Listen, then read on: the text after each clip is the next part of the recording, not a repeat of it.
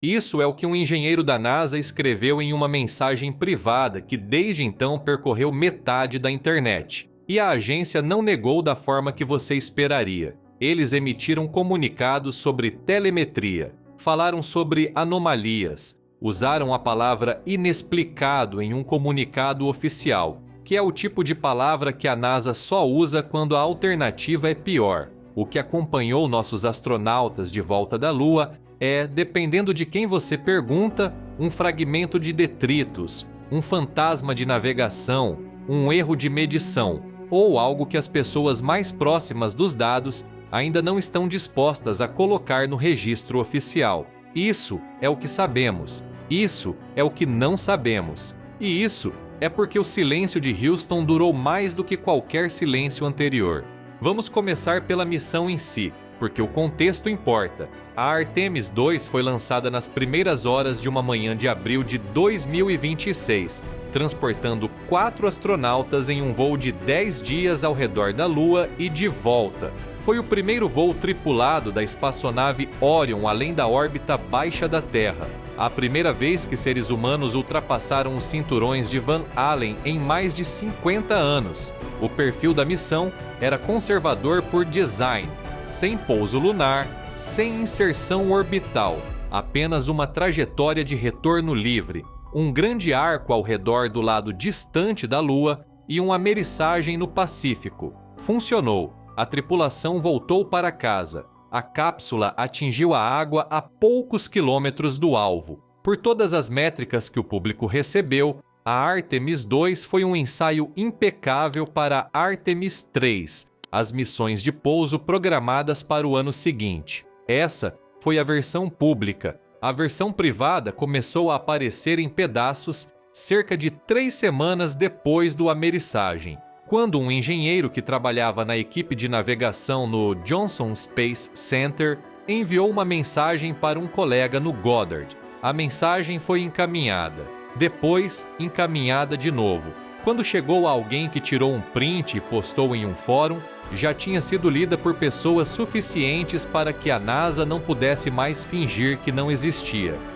A mensagem descrevia um objeto, ou uma assinatura, ou um retorno de radar. O engenheiro não tinha certeza de como chamá-lo, e é parte do motivo pelo qual a mensagem ficou na cabeça de todos. Aqui está o que o engenheiro escreveu, parafraseado para proteger a fonte. Aproximadamente 6 horas antes da queima de injeção Transterra, a que começou a viagem de volta, os sistemas de rastreamento da Orion registraram um segundo objeto na mesma região geral do espaço, não acoplado, não em colisão, não próximo o suficiente para acionar qualquer alarme, mas próximo o suficiente e persistente o suficiente para que o retorno de radar não fosse descartado como ruído. O objeto permaneceu com a Orion durante toda a viagem de retorno, 3 dias, 386 mil quilômetros através de uma região do espaço que é estatisticamente quase completamente vazia. Essa última parte é a que importa. O volume de espaço entre a Lua e a Terra não é movimentado. É um corredor de vácuo interrompido ocasionalmente por uma pedra errante, um pedaço de um estágio superior antigo, ou um parafuso que escapou de um satélite há muito morto. A chance de 2 objetos viajarem independentemente na mesma trajetória, na mesma velocidade, por 3 dias consecutivos não é 0, mas é o tipo de número que você escreve com muitos zeros antes do 1. A coincidência é uma possibilidade. A coincidência é sempre uma possibilidade. Mas coincidência é também a explicação que os cientistas alcançam por último, depois de excluírem tudo o mais. A NASA, até onde podemos dizer, ainda não excluiu tudo o mais. A física do impossível. A distância média até a Lua é cerca de 384 mil quilômetros. Se você pudesse dirigir um carro a 100 km por hora, levaria cerca de 160 dias para cobrir essa distância em uma direção. A Orion fez isso em 3 dias em cada sentido, movendo-se a velocidades que chegaram perto de 40 mil km por hora durante as partes mais próximas do voo. Qualquer coisa que a rastreava precisava corresponder a essas velocidades. Precisava manter a mesma trajetória durante uma série de pequenas correções de curso que a própria espaçonave fazia automaticamente. Precisava fazer tudo isso sem nunca fechar a distância ao ponto de contato e sem nunca se afastar tanto que o radar o perdesse. Esse último detalhe é o que continua voltando. O objeto nunca ficou mais perto, nunca ficou mais longe. Manteve sua posição em relação a Orion como algo que decidiu, por razões próprias, não ser deixado para trás. Há 4 explicações em cima da mesa agora. Nenhuma delas é limpa. Hipótese 1. Um fragmento da própria nave, a mais simples, especificamente um fragmento do módulo de serviço europeu, a seção cilíndrica que fica atrás da cápsula de tripulação e fornece energia, propulsão e suporte de vida para a maior parte da missão. O módulo de serviço solta detritos durante operações normais. Isolamento descasca, parafusos se soltam, pequenas partículas de propelente congelado vazam de válvulas e derivam. Se um pedaço se soltou no momento certo, poderia, em teoria, seguir a Orion de volta. O problema com essa explicação é o tamanho. O que estava sendo rastreado produzia um retorno de radar consistente com um objeto de vários metros. Não isolamento, não um parafuso, algo do tamanho de uma geladeira, mais ou menos. E nada tão grande deveria se desprender do módulo de serviço sem que a tripulação notasse vibrações, mudanças de atitude ou compensação dos propulsores. Nada disso foi relatado. Hipótese 2. Lixo espacial. Há muito lixo no espaço cislunar, sondas antigas da era Apollo, estágios superiores descartados de missões lunares chinesas, indianas e russas, componentes de vários impactores que foram deliberadamente desviados para a superfície e lançaram fragmentos de volta para a órbita. Se um desses pedaços estivesse no lugar certo na hora certa, poderia ter derivado para o caminho da Orion durante o sobrevoo lunar. Os números necessários para que ele então rastreasse a espaçonave por 3 dias, no entanto, são brutais. A rede de vigilância espacial da Força Aérea dos EUA cataloga detritos conhecidos no espaço cislunar. Até agora, nenhuma entrada nesse catálogo corresponde à trajetória. Não impossível, apenas brutalmente improvável. Hipótese 3. Ativo estrangeiro. Operação Sombra. Esta é a explicação que o engenheiro insinuou na mensagem original, sem nunca afirmar diretamente. Outras potências estão operando no espaço cislunar agora. A China tem um programa lunar robusto. A Índia acabou de pousar com sucesso perto do Polo Sul. A Rússia, apesar de suas dificuldades, ainda tem ativos em órbita. É possível que uma espaçonave estrangeira estivesse realizando uma operação de sombra intencional, observando a Artemis II à distância para fins de inteligência. Isso seria um incidente diplomático grave se confirmado, o que é exatamente o tipo de coisa que a NASA não anunciaria até que tivesse sido resolvido por canais silenciosos. Hipótese 4. Fantasma na máquina. Erro de sensor. A postura oficial da NASA. A frase usada no comunicado mais recente foi: dados anômalos consistentes com possíveis problemas de calibração do sensor. Essa é a linguagem de uma agência que quer fechar uma história, não abrir uma. O problema é que o engenheiro que enviou a mensagem original não dependia de um único sensor. O objeto foi captado pelo radar de proximidade da própria Orion, pelo rastreamento terrestre da Deep Space Network, a rede de espaço profundo, e por uma confirmação óptica independente de um telescópio no Havaí que estava fotografando a espaçonave durante seu retorno. 3 instrumentos diferentes, 3 princípios físicos diferentes, todos reportando a mesma coisa no mesmo lugar ao mesmo tempo. Erros de calibração de sensor normalmente não se replicam em 3 sistemas independentes. Então, o que os astronautas viram? Essa é a parte interessante, porque a resposta oficial é nada. A tripulação não foi informada da anomalia de rastreamento durante o voo. A decisão de reter essa informação foi tomada pelo controle da missão, o que é procedimento padrão para qualquer contato não acionável. Se não há nada que a tripulação possa fazer e o objeto não está em curso de colisão, você não o sobrecarrega com isso. Eles têm o suficiente para gerenciar. Os 4 astronautas da Artemis II foram entrevistados desde o ameriçagem, deram coletivas de imprensa, sentaram para filmagens de documentários, conversaram com crianças em escolas e senadores no Capitólio. Nenhum deles mencionou nada em comum. Ou nunca foram informados, ou foram informados e receberam instruções para não discutir. Há um detalhe, porém, que surgiu em conversas privadas e se recusa a desaparecer.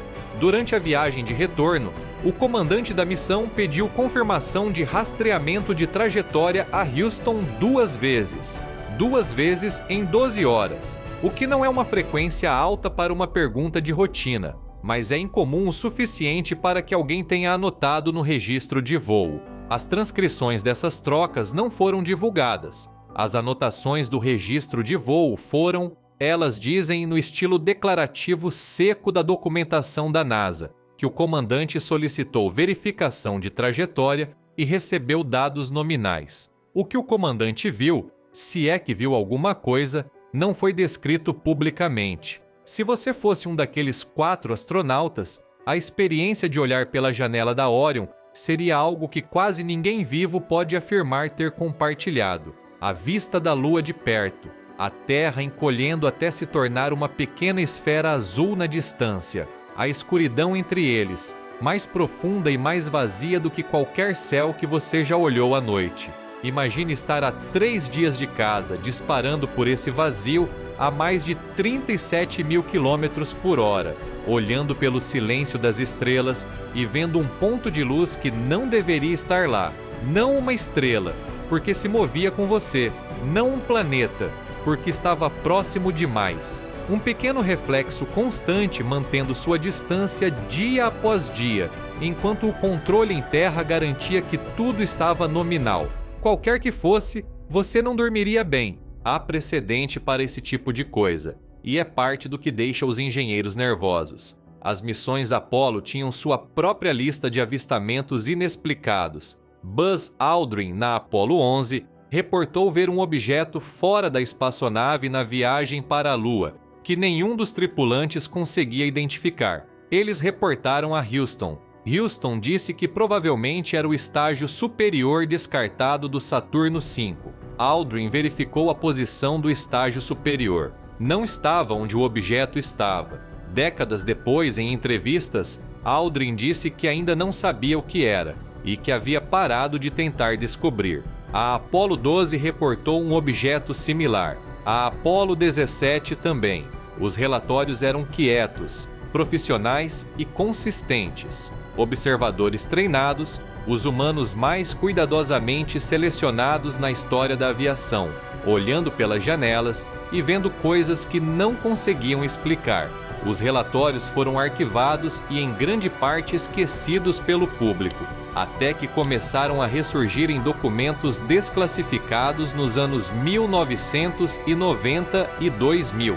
Nada disso prova nada sobre a Artemis II, mas o padrão é sugestivo o suficiente para que, quando um novo relatório chega de uma nova missão, as pessoas dentro da NASA que lembram os arquivos antigos não o descartam tão rapidamente quanto o público poderia esperar. A investigação, tal como está, é conduzida por uma pequena equipe dentro do Centro de Engenharia e Segurança da NASA, o escritório responsável por revisar anomalias que não se encaixam em categorias padrão. A NASA confirmou pelo menos isso. Não se comprometeu com um prazo público para o relatório. Enquanto isso, os dados vazaram gradualmente através de uma rede de engenheiros, contratados e ex-funcionários que não concordam sobre o que estão vendo, mas concordam que há algo lá.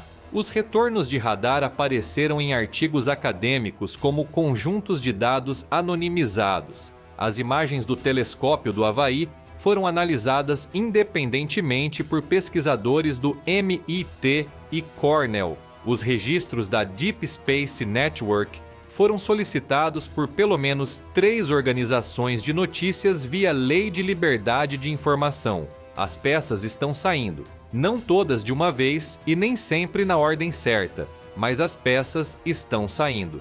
O que temos até agora se resume a isto: um objeto de origem desconhecida manteve posição com a espaçonave Orion por aproximadamente 72 horas durante seu retorno da Lua. O objeto foi detectado por 3 instrumentos independentes que operam em princípios físicos diferentes. A massa, composição e trajetória de origem do objeto são desconhecidas. A NASA não o identificou publicamente. O fato de que não especificado está na lista é a parte que os jornalistas espaciais estão fixando em silêncio. A NASA não lista explicações que já excluiu.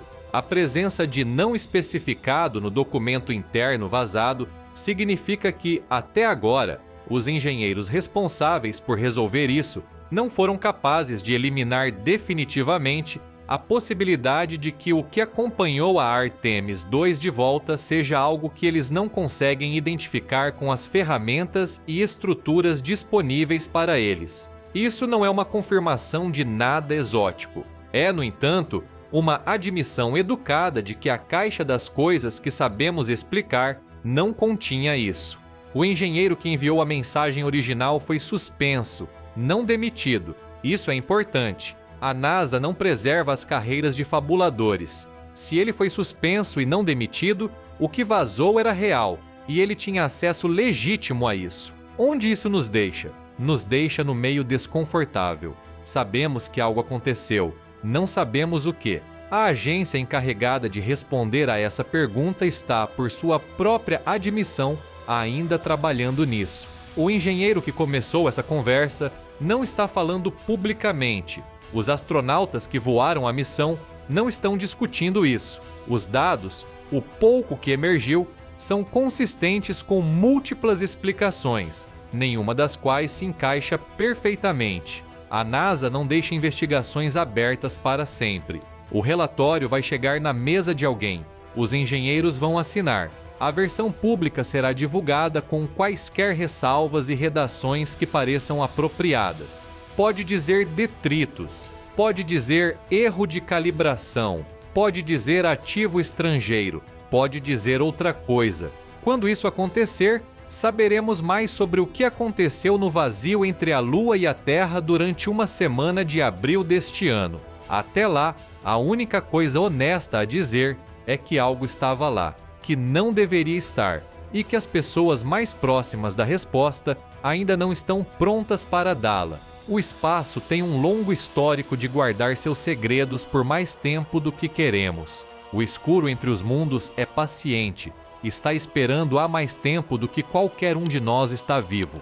A mensagem do engenheiro terminava com uma única linha que ficou na cabeça de todos que a leram.